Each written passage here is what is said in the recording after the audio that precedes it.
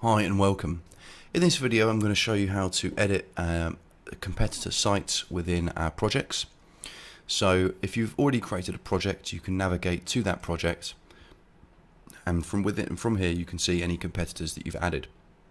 If you haven't got any competitors added, you can do so by clicking Add Site under the competitor section.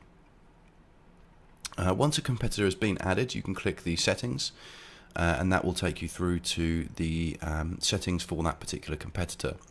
From here you can delete the competitor, change the name and the URL, and click Save if you do make any changes.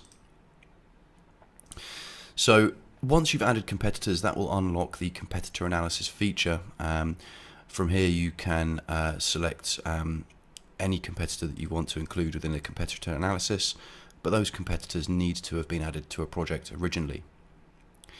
When you add a project, you will have the option to add competitors on the second tab, and once you've already added them, you can go into a project and edit the settings for those particular competitors by clicking the settings icon. Okay, thanks for watching. I hope this has been useful. We'll see you next time.